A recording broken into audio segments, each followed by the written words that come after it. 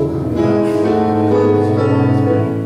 저희가 오늘 이렇게 다 이곳에 나온 이유가 다른 것이 아니라 우리 주님을 찬양하기 위해서, 주님께 예배를 드리기 위해서 나왔음을 시간 함께 시인하고 고백하고 또 예배하는 그런 시간이 되었으면 좋겠습니다. 그런 마음을 들으면서 함께 찬양을 나눠주시다.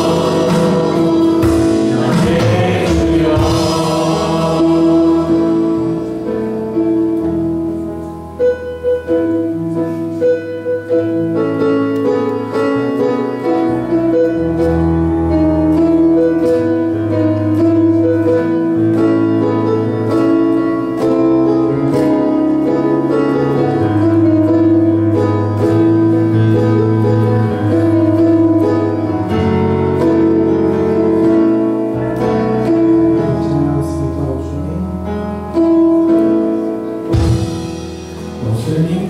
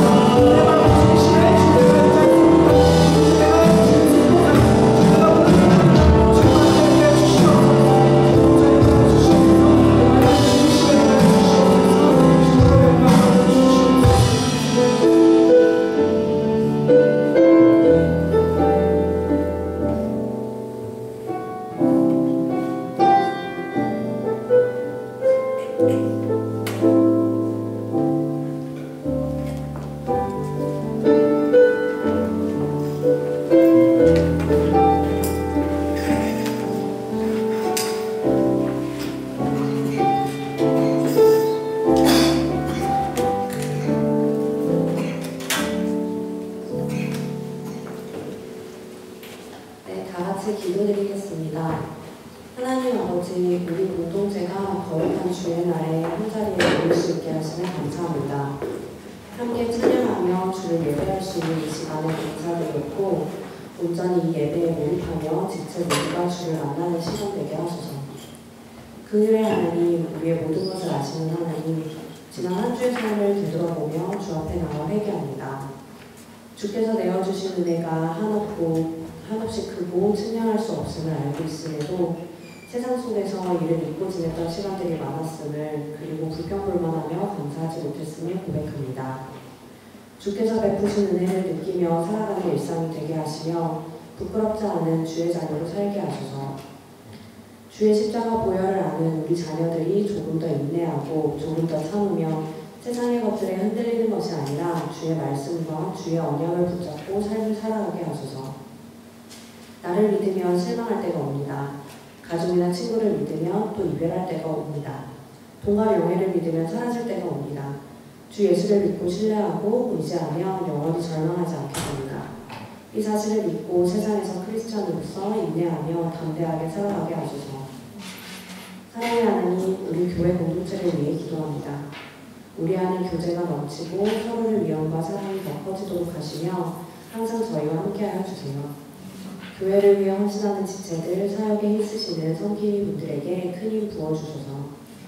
마지막으로 오늘 설교를 전하시는 최태원 교수님의 말씀에 힘이 있게 하여 주시고 말씀이 마음 깊이 새겨지고 우리 삶이 변화되게 하소서. 예수님 이름으로 기도드렸습니다. 아멘. 다 함께 사도신경으로 신앙 고백하시겠습니다. 나는 전능한 신인 아버지 하나님 천지의 창조주를 믿습니다. 나는 그의 유일하신 아들 우리 주 예수 그리스도를 믿습니다. 그는 성령으로 잉태되어 동정녀 마리아에게서 나시고 본디오 빌라도에게 고난을 받아 십자가에 못 박혀 죽으시고 장사된 지 사흘 만에 죽은 자 가운데서 다시 살아나셨으며 하늘에 오르시어 전능하신 아버지 하나님 우편에 앉아 계시다가 거기로부터 살아있는 자와 죽은 자를 심판하러 오십니다. 나는 성령을 믿으며 거룩한 공교회와 성도의 교제와 죄를 용서하는 것과 몸의 부활과 영생을 믿습니다. 오늘 말씀은 야고보서 5장 11절입니다. 보라, 인내하는 자를 우리가 복되다 하나니 너희가 욥의 인내를 들었고 주께서 주신 결말을 보았거니와 주는 가장 자비하시고 긍휼히 여기시는 이십니다. 아멘.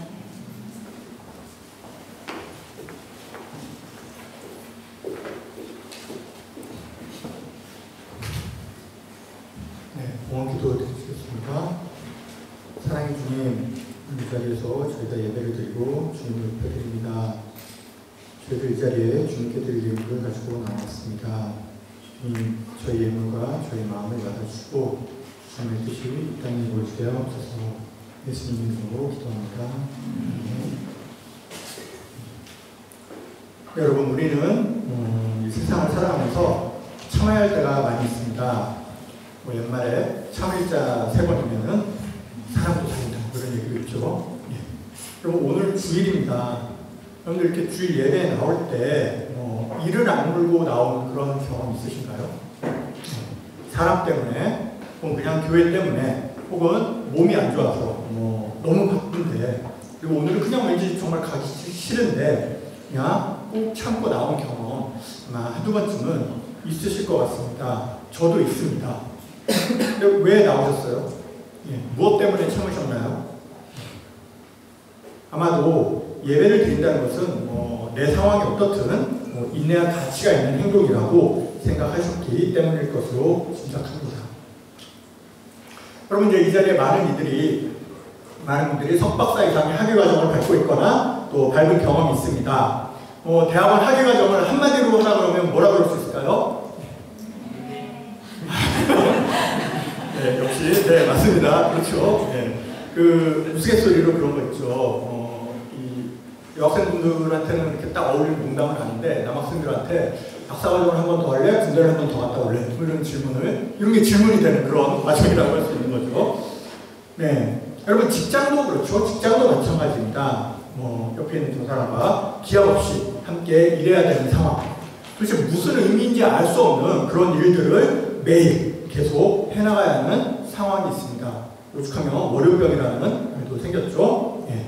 까닭없이 나에게 시비를 걸어오는 이들로부터는 법도 상관도 우리를 지켜주지 못합니다. 우리는 그냥 대부분 그냥 참고 기도할 뿐입니다. 사역의 길은 또 어떨까요? 사역의 길은 아마도 속이 시커멓게 타들어가는 그런 시간일 것입니다. 오늘의 주제는 인내입니다. 여러분 그 인내하면 이제 약간 이렇게 한숨이 나올 수 있어요. 여러분들 중에도 한숨이 나온 사람이 있을지 모르겠습니다. 안 그래도 인생이 팍팍하고 답답한데 주일 예배까지 와서 인내 같은 그런 규범적인 설교를 들어야 되나 이렇게 생각하고 있는 분이 있을지도 모르겠습니다. 저도 부담스럽고요. 네, 그래서 인내라는 주제는 정말이지 듣고 있기에 우리의 인내를 요하는 그런 주제인 것 같습니다. 여러분 근데 솔직히 가끔 이런 생각이 들 때도 있습니다. 하나님 혹시 세디스트인가? 우리를 괴롭게 하는 게 취미신가? 아니 어떻게 그거 불경한 생각으로 이런 생각이 들지도 모르지만 실제로 성경의 인물들도 저희가 똑같은 생각을 하다가 이렇게 성경에 딱 박제가 되어버렸습니다. 예를 들어 욥은 욥기 30장 20절에서 이렇게 말해요. 내가 주께 부르짖으나 주께서 대답하지 아니하시오며 내가 섰사오나 주께서 나를 돌아보지 아니하시나이다 하고 솔직하게 토로했습니다. 다윗은 시편 13편 1절 2절에서 이렇게 노래했습니다. 여호와여 어느 때까지입니까? 나를 영원히 잊으시나이까? 주의 얼굴을 나에게서 어느 때까지 숨기시겠나이까? 나 영혼이 번민하고 종일토록 마음에 근심하기를 도대체 어느 때까지 하고 내 원수가 나를 치면서 자랑하기를 도대체 어느 때까지 할 거며 어느 때까지 나를 내버려 두시겠냐고 지금 이렇게 호소하고 있습니다. 여러분 하나님은 계시지만은 반드시 우리가 원하는 때 우리에게 얼굴을 드러내시지는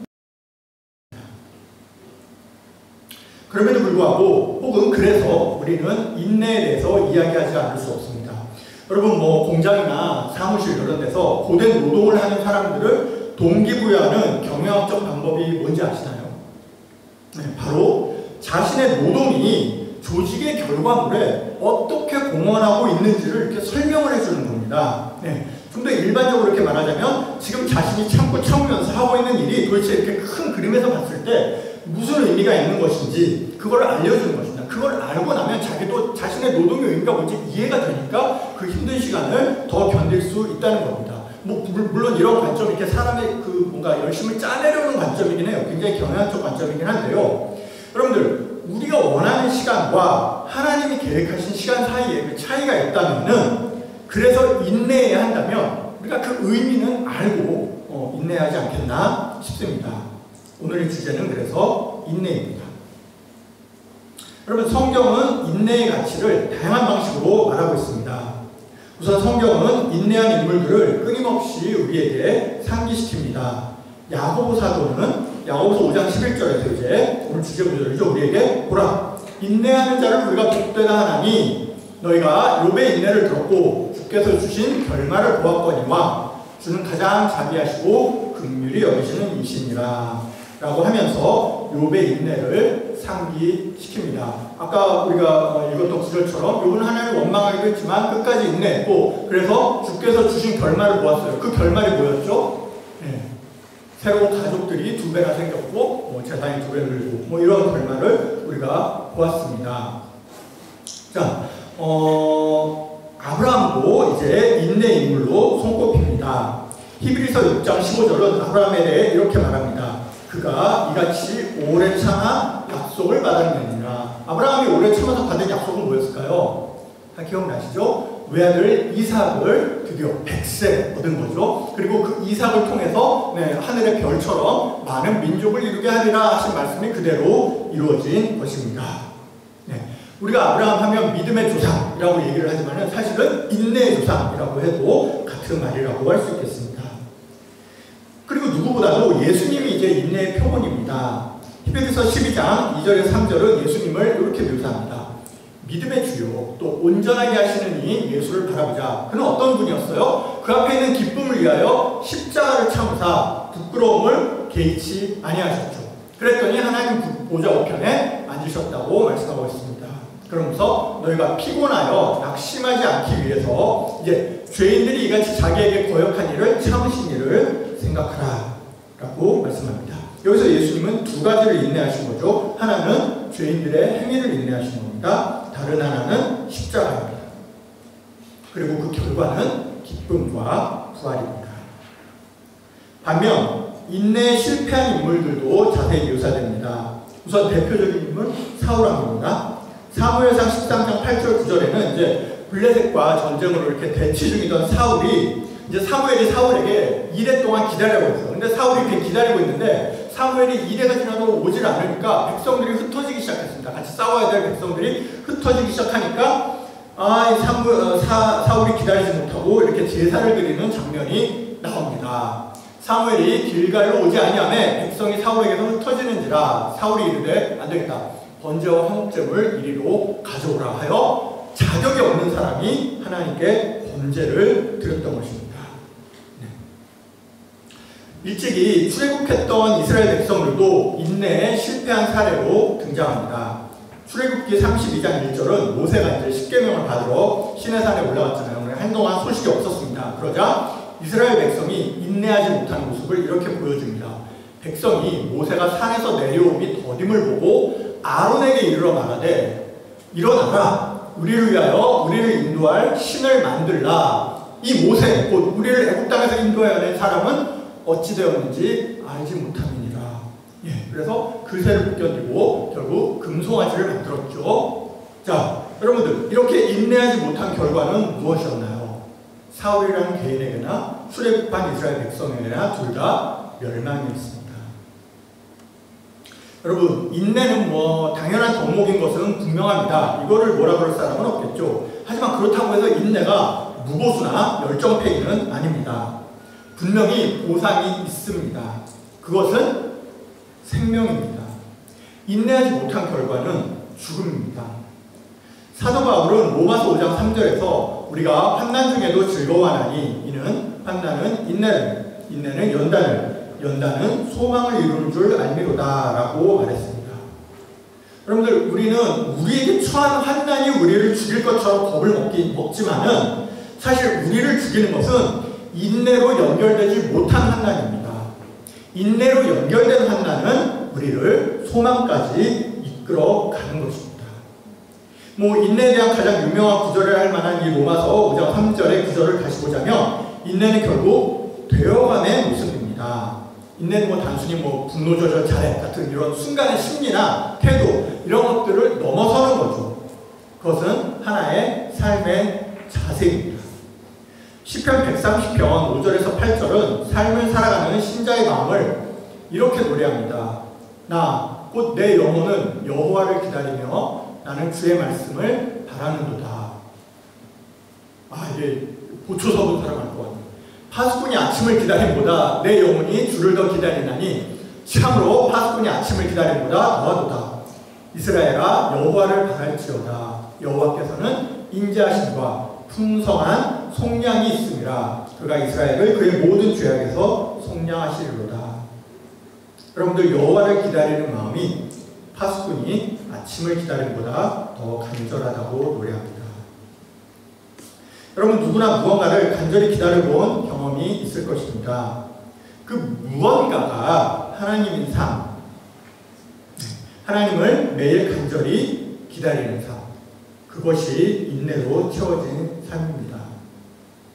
사실 인내가 즐거울 때도 있습니다. 여러분에게도 있었을 것입니다. 바로 사랑하는 대상을 기다릴 때입니다.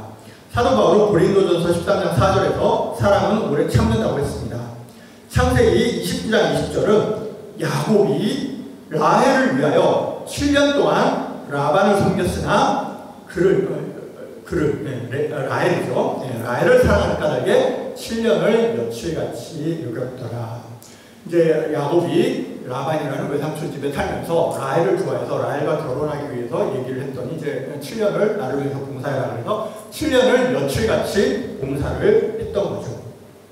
여러분 제 아내는 이런 얘기 해도 되는지 모르겠는데 지각대장입니다. 첫 데이트 때부터 지각을 했어요. 지금 생각하면 약간 아차 싶은데 그때는 지각을 하는지조차 인식조차 못했어요. 왜 그랬을까요? 제가 기다린다는 생각을 못했거든요. 전혀 기다린 시간이 고된 인내의 시간이 아니었기 때문입니다. 여러분, 인내에는 그래서 분명 열매가 있습니다. 뭐 열매를 바라고 인내한다 그러면은 보상을 바라고 선행하는 것처럼 보이지만은 우리 마음과는 별개로 하나님으로부터 주어지는 열매가 있는 것은 분명합니다. 자, 여기까지 좋습니다. 인내. 열매도 있고 좋아요. 그런데 여기서 한 가지 질문을 던져봅시다. 그럼 우리는 무엇을 인내해야 하는 걸까요? 여러분, 세상은 복잡하고 죄로 가득해 있습니다. 이게 혼란한 시기일수록 도대체 이걸 인내해서 무슨 열매가 있다는 것인지 알 수 없는 일들이 생겨납니다. 그렇다고 해서 그렇다고 인내하지 않고 막 즉각 반응하는 것도 과연 최선인지 판단하기 어려운 일들도 있습니다. 여러분, 가정에서 학대받고 있는 아이에게 인내하라고 말하는 것은 어떨까요?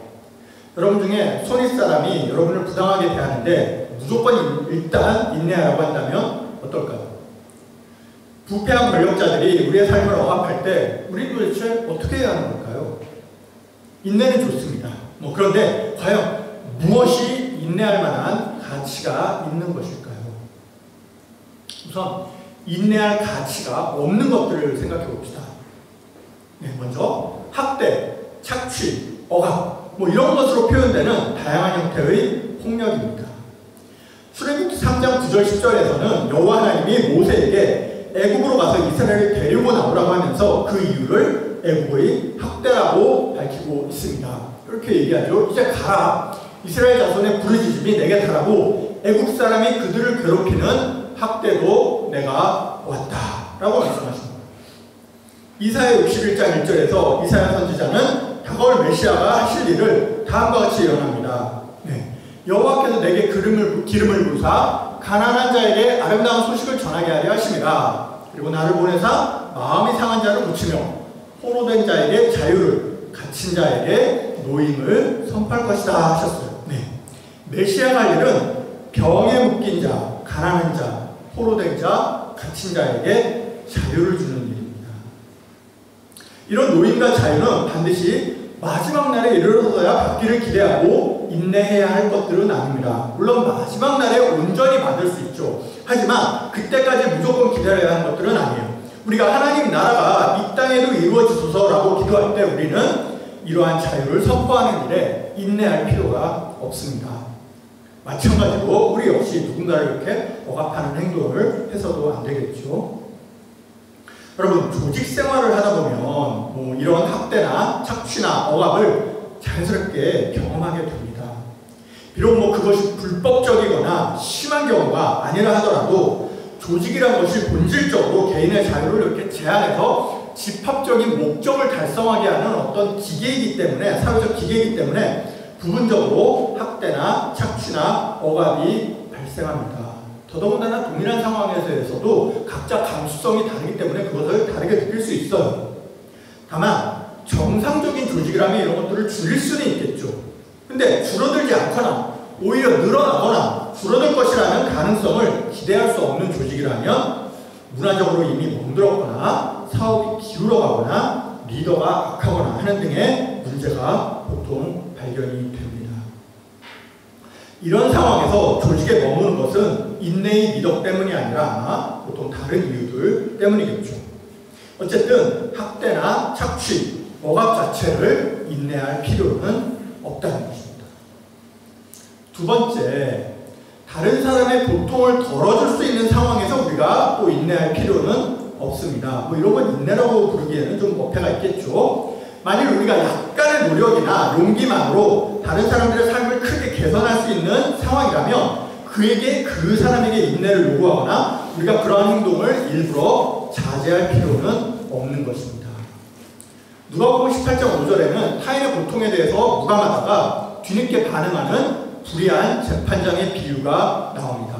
이렇게 말해요. 이 과부가 나를 번거롭게 하니 내가 그 원한을 풀어주리라. 그렇지 않으면 늘 와서 나를 괴롭게 하리라. 이렇게 말해요. 여러분, 이 과부는 자신이 당한 착취에 대해서 단순히 인내하기를 거절했습니다. 그리고 재판장에게 간 거죠. 재판장이 거부를 해도 끝까지 갔습니다.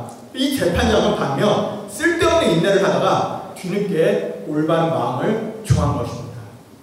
재판장이 할 일은 과부가 매달리는 상황을 인내하는 것이 아니라 그의 청원을 속히 들어주는 일이었습니다.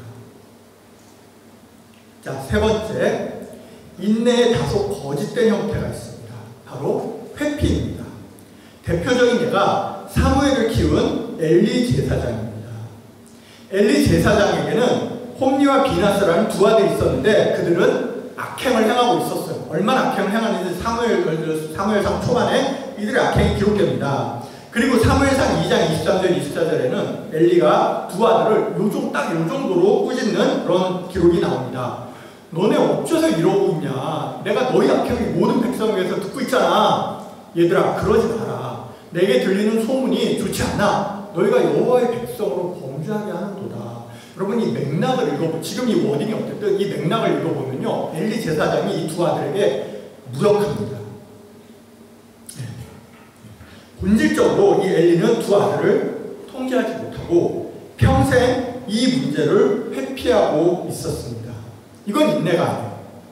인내가 아닌 것이 분명한 이유는 뭘까요? 이 행동이 소망으로 결실맺지 않았기 때문입니다. 이 두 아들은 어떻게 됐어요? 블레셋과의 전투 중에 죽었습니다. 그리고 엘리는 그 소식을 듣고 자기 의자에 넘어져 죽었습니다. 여러분, 우리는 삶에서도 이 인내와 회피가 잘 구분되지 않는 경우들이 있습니다. 우리가 이제 일반적으로 내가 참는다, 그냥 내가 참아 라고 속으로 말하는 그런 상황은 인내이기보다는 회피일 때가 많은지도 모릅니다. 사실 뭐 현실에서 이 둘을 구분하기가 쉽지는 않죠. 상관이, 동료가, 가족이 답답합니다. 상황이 부당합니다. 그러나 참습니다. 이게 인내일까요? 회피일까요? 그럼 강의 시간에 이렇게 매번 조는 학생이 있었어요. 네. 참습니다. 이게 인내일까요? 회피일까요? 자, 여기서 다시 묻습니다. 그 행동의 열매로 소망을 이룰 것이 기대가 되나요? 그러면 인내입니다. 그저 그 시간을 모면하고 그냥 지금 좀 마음이나 편하자 이런 것만이 기대되나요? 그렇다면 회피일 가능성이 높습니다. 자, 반대로 이제 인내할 가치가 있는 상황들을 생각해 봅시다. 첫 번째, 내면적 성장의 기회가 있는 경우입니다. 혹은 뭐 아예 어떤 상황이 됐든 자신의 내면적 성장의 계기로 만드는 자세입니다. 여러분, 뭐 세상 모든 일들이 내 마음 먹은 때 내 마음같이 되지는 않죠. 그런데 그 상황이 이 죄악된 세상에서 확률적으로 어디서나 마주할 법한 그런 상황이라면 우리 어떻게 해야 될까요? 이럴 때는 뭐 그냥 그것을 자신의 내면적 성장의 계기로 만드는 것이 아마도 소극적 형태의 인내가 아니라 적극적 형태의 인내일 것입니다. 당연히 여러분, 당연히 자연스럽게 되는 건 아니죠. 이게 자연스럽게 되면 그게 성인 분자죠. 자연스럽게 되지는 않습니다. 적극적으로 기도하고 내가 단련받아야 할 인격의 부분에 대해서 적극적으로 기도해야 열매가 맺힙니다. 그래서 역설적으로 여러분, 환난이 인내가 연단을 낳는다고 그러잖아요. 이런 인내가 바로 연단, 디스플린을 낳는 그런 인내입니다. 둘째, 하나님의 때를 기다리는 경우입니다. 여러분, 세상 일에는 이렇게 딜레마 상황이라는 게 있어요. 뭐냐면 두 가지 좋은 가치가 충돌하는데 한 가지밖에 추구할 수 없는 그런 경우입니다. 좀 이렇게 극단적인 예를 들어보자면, 여러분, 신앙이 핍박을 당하는 어느 국가에서 선교사로 살고 있다고 합시다. 이게 사람들과 이렇게 공개적으로 예배를 드려요. 우리 신앙의 믿음의 행동을 위해서 사람들과 공개적으로 예배를 드립니다. 그런데 그 예배를 드리다 적발되면 그 즉시 다 죽어요. 예. 이렇게 신앙을 실천하는 것과 자기가 목양하는 지체들을 위험에 빠뜨리는 이런 상황이 두 가지 충돌되는 가치가 엮여 있는 것입니다. 어떻게 해야 될까요? 쉽게 답할 수 없습니다. 이때 때를 기다리는 인내는 이 딜레마 상황이라는 것은 이 논리적으로 해결이 어렵지만 때를 기다리다 보면은 한쪽으로 이렇게 기울게 마련이거든요. 이 때를 기다리는 인내라는 것은 폭력에 대한 회피가 아니라 가치 있는 인내일 것입니다. 최소한 용기를 내야 할 때 낼 수 있다면 말입니다. 예수님도 그래서 때를 기다리셨죠. 나아가 용기를 내려면 결국 우리 마음의 연단이 또한 필요합니다. 용기라는 게 단숨에 나는 게 아니잖아요. 우리가 어느 정도 계속 훈련이 됐을 때 또 용기가 나오는 것입니다. 다시금 인내가 낳은 연단이 필요하고 그 연단이 소망을 품게 합니다.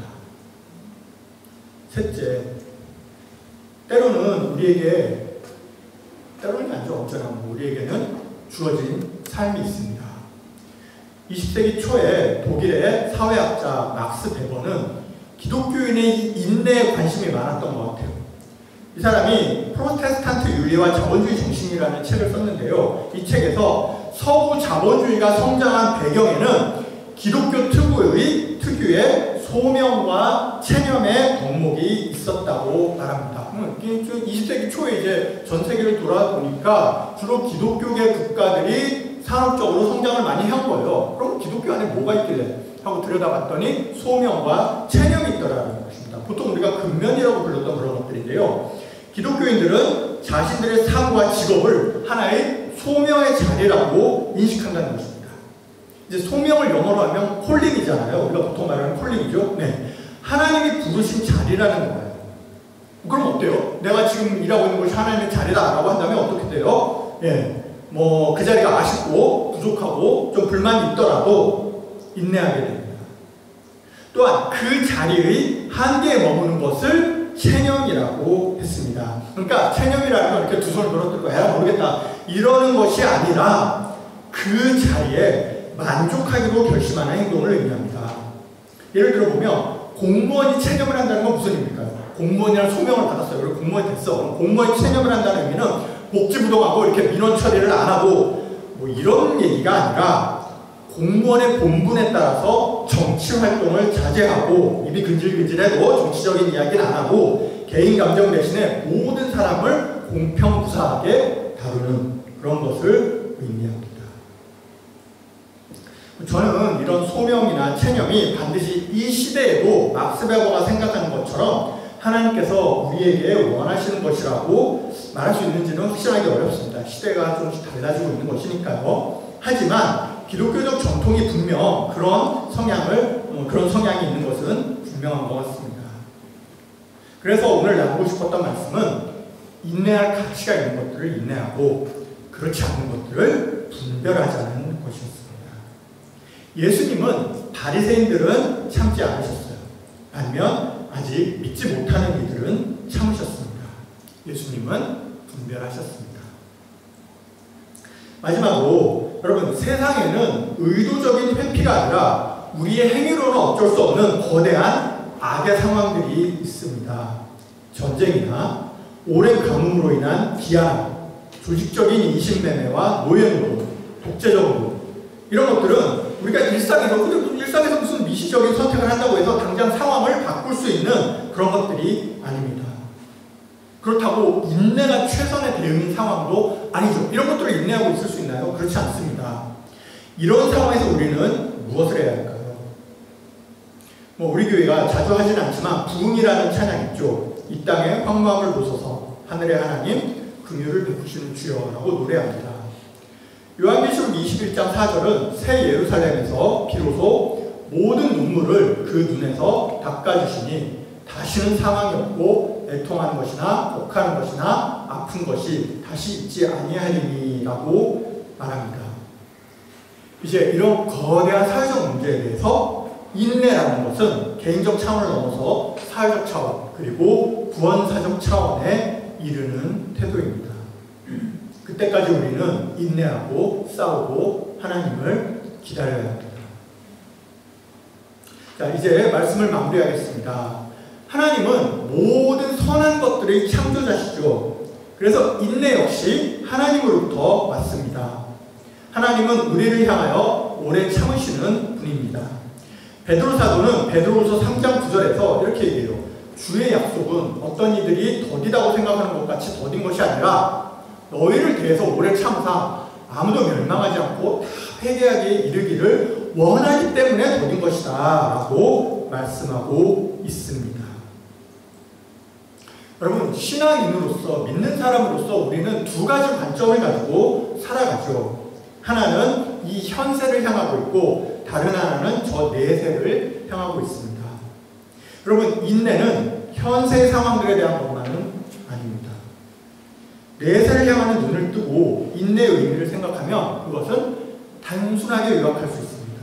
바로 하나님을 기다리는 겁니다. 다윗은 시편 40편 1절에서 내가 여호와를 기다리고 기다렸더니 귀를 기울이사 나의 부르짖음을 들으셨도다 라고 노래했습니다. 아까 초반에 다윗도 원망했잖아요. 저도 목소리 높여가면서 그 구절 읽었는데 결국 나의 부르짖음을 들으셨도다 라고 노래했습니다.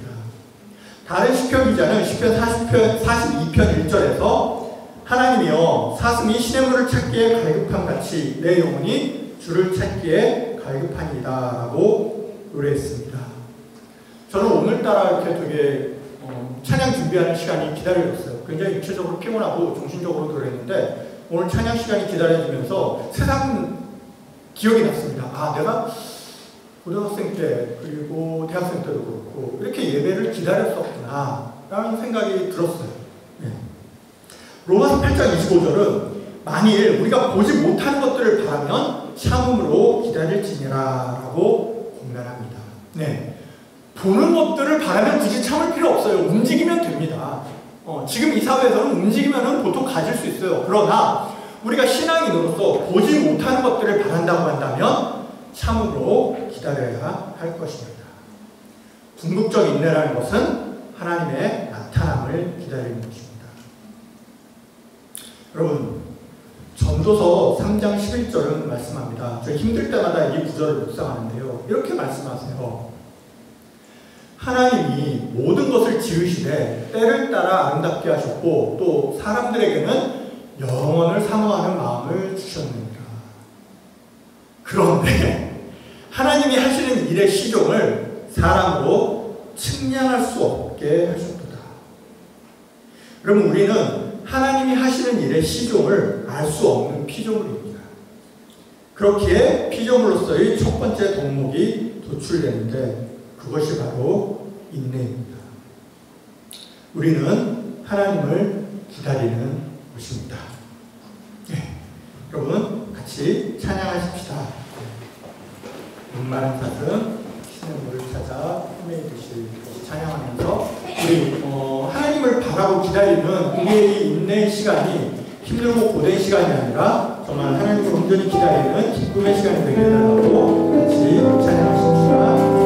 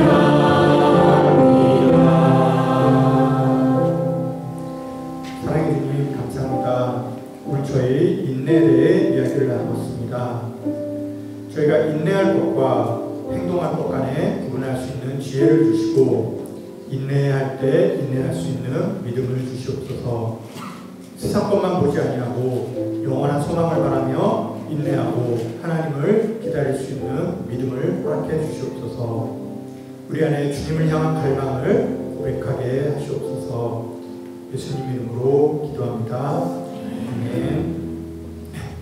광고 드리겠습니다. 첫 번째 광고는 여름 수련회입니다. 지난번에 말씀드렸다시피 6월 20일 금요일부터 22일 주일까지 경기도 광주에 있는 광림 수도원에서 이루어집니다.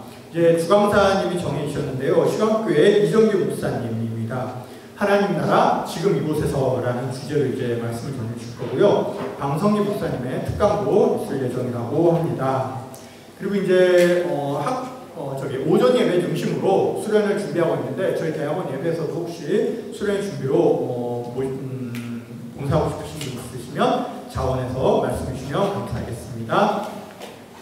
두 번째 광고입니다. 이제 우리 교회 출석했던 송다운 자매가 결혼을 해요. 6월 7일 오후 3시 우리 서울대 연구공원에서 결혼을 하는데 오늘 그래서 간식으로 섬겨 주셨습니다. 감사드리고 여러분들 이제 결혼 메시지, 축하 이런 것들 전해주시고 시간 되시는 분들은 함께 참석하시면 좋겠습니다. 네. 세 번째 광고 드리겠습니다. 대학원생들을 위한 사랑방이 운영된다고 해요. 매주 목요일이요. 목요일 점심부터 2시까지입니다. 학교 중에 학생회관 4층 421호에서 모인다고 합니다. 그냥 이렇게 자연스럽게 얘기 나누는 시간인가 봐요. 그리고 막 이렇게 기독교적인 색채를 막 강하게 가미하고 그러는 모임은 아니라고 합니다. 이렇게 자연스럽게 모여서 얘기 나누는 시간, 다가 나누는 시간이라고 하니까 좀 이렇게 교회로 또 인도하고 싶은 친구 있으면은 같이 데리고 오면 좋겠다고 합니다. 네. 네 번째 광고는요. 5월에 태어난 분들 여러분들이 있는데 지난주에 방동희 목사님 그 생신을 말씀을 못 드렸어요. 그래서 마침 안 지났습니다. 5월 13일입니다. 그래서 5월에 태어난 모든 분들 생일 축하드리고 오늘 지금 생일 축하 노래를 잠시 하겠습니다.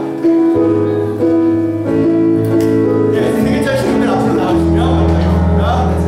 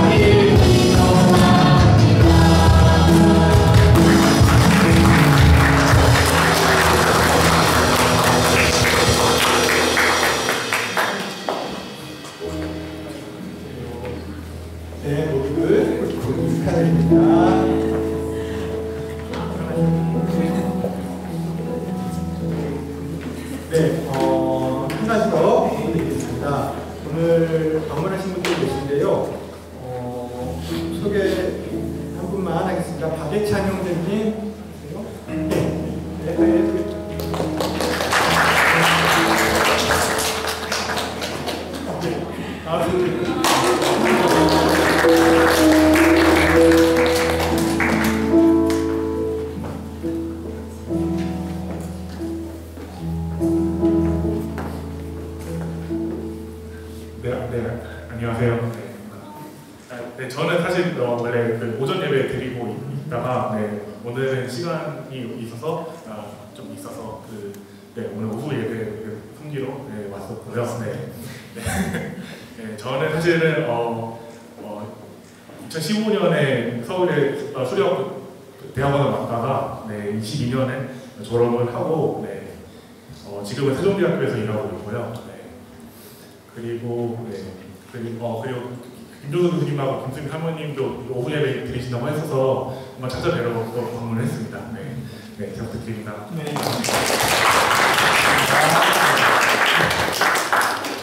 우리말로 예배드리니까 편하시죠?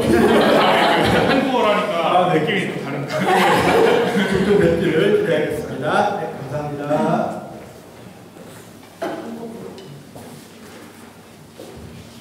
다 함께 자리에서 일어나셔서 별도를 진행하시겠습니다.